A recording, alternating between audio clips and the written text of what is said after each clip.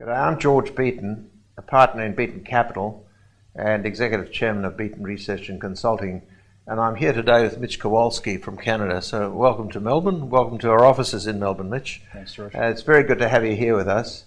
Mitch has recently published a highly readable book called Avoiding Extinction, somewhat provocatively titled Reimagining the Legal Services for the 21st Century.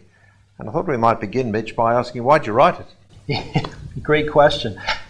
I spent a lot of time in so-called big law, and we'll talk a little bit about that later.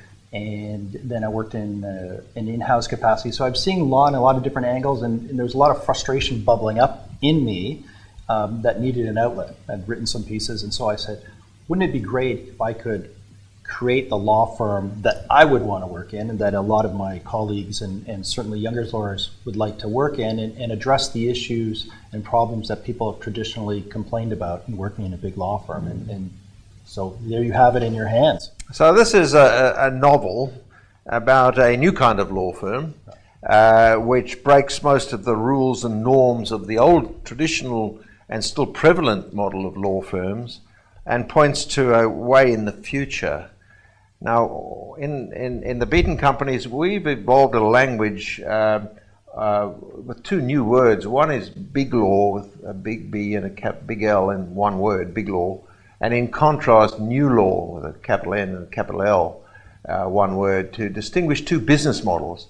So these are not about size of firm or recency of invention of the firm, big, small, new, recent, old.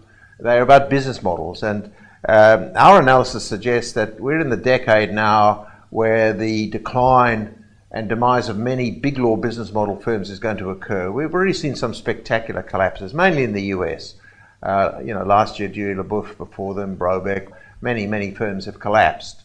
But we predict that there will be far more losing firms, in other words, declining profitability, and a fewer winning firms, in other words, maintaining their profitability while maintaining their client bases. And that there will be a rise of the new business model firms, the new law firms. So Mitch, how do the new law firms, in your view, differ from big law? Well, substantially. It's easy for a new law firm to start from a blank piece of paper, which I think is key. You don't have any legacy issues, and you can really start to think about how would I run this as a real business? You pulling together all the different methods and processes and thoughts that are used around the world and put it all together and say, this is how we're going to deliver legal services. So in my book, I like a corporate structure very much. I don't like a partnership structure. I think a corporate structure allows for better strategy and vision and more tight control in terms of steering the ship. You get away from the tournament of associates clamoring over each other to try and make partner. We get away from a billable hours model. We have a high degree of investment in technology and process and a lot of client connectivity that is really valuable for the client. So a lot of those things we see in new law. And how much of a challenge to the market share and therefore the profits of big law do you imagine new law is posing and going to pose into the future? Right now it's still early days, and we're seeing new law chip away at the profits of big law. And I think big law tends to sort of brush them aside and say, well, that's very interesting, but it's not really for us. But I think we're going to start to see the needle move up quite quickly as these new law models gain scale. And that's really what's going to take them to be noticed by big law. And unfortunately for big law, it's going to be too late by that time. That's the classic Clayton Christensen model is no one notices you until it's too late. Well, I think we're seeing it. You can look at some of the real examples. Axiom Law, for example, founded just 10 years ago or so in New York, now in 10 countries around the world, already ranked by size, number 61 in the AmLaw 200. And certainly our modeling in Beaton Capital is that at the current rates of growth, Axiom will become the largest legal services provider, the largest law firm, if you like, of a new law model, not an old law model or big law model, by 2018. That's just 5 years from now. In Australia, we've got Advent Balance lawyers who modeled on Axiom in many ways, and I'm told by them and by Axiom, in fact, that they're reaching milestones faster than Axiom did. Why? Well, they have been able to learn from Axiom, and already the clients have learned from Axiom and the word of mouth about what Axiom's doing amongst the general counsel, and so the uptake is faster. And not a week would go by when another one of these firms of one kind or another doesn't pop up.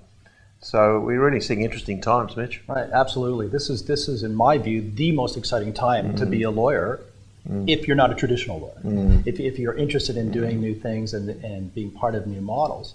And I think you're absolutely right. When you talk about general counsel or corporate counsel being much more comfortable with these models now because the ground has been broken by the axioms and the advent balance and so on. And so the uptake is just going to tick up and up and up because it's not new, it's not scary anymore. Yes, yeah. And the value is there. Yeah, in a sense, the risks are being taken. Many of the mistakes already have been made and learned from, and so we're seeing this inexorable advance. This doesn't mean to say, of course, that there isn't a place for big law business model firms, but it does mean that these firms are going to have to reinvent themselves. They're going to work more than they're already doing. They have to move their labour more towards a variable cost model and away from a fixed cost model. They have to reduce their cost of occupancy. They have to adopt technologies that are disruptive, not just sustaining. They have to learn to be far more nimble and turn over their work in progress far faster than they currently are. And this goes to the very behaviour of lawyers.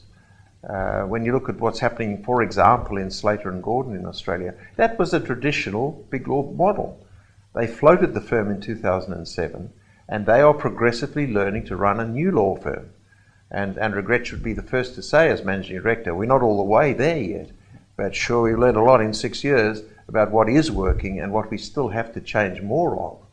And if you consider, whilst that is in consumer law and isn't yet directly threatening the big end of town major corporate and commercial firms, I think it's noteworthy that Slater and Gordon is already moving into SME business law. And therefore, again, according to Clayton Christensen, it's only a matter of time before whether it's Slater and Gordon or another Slater and Gordon lookalike starts moving up the food chain towards the lunch that big law currently enjoys. And I think Slater's is a brilliant example of the brand of the firm as a whole being greater than the individual brands of the lawyers. I think that the big law model is focused on, of course there's a brand, there's a Baker McKenzie brand, DL Piper, whatever you want to call it, but it's still very individually branded. I'm the best competition lawyer, I'm the best real estate lawyer, and you market yourself on that basis. And at Slater's you don't see that, and I think that's a real hallmark of new law, a new way of thinking where the total is greater than the sum of the parts. Whereas a law firm, it's just the sum of the parts. And that is, I think, an important hallmark of new law. And just in closing then, Mitch, in our discussions earlier today, we were referring to the difficulties that big law is having in making these adaptations. Its legacies, its proud histories, its culture, the depth of the norms and values in these firms is so great, and the belief in professional standards and all that goes with them in the trappings of running a big law firm is so deep that there's a real challenge on our hands, and the next few years are going to be really interesting times. So thank you again, Mitch Kowalski. Thanks very much for having me.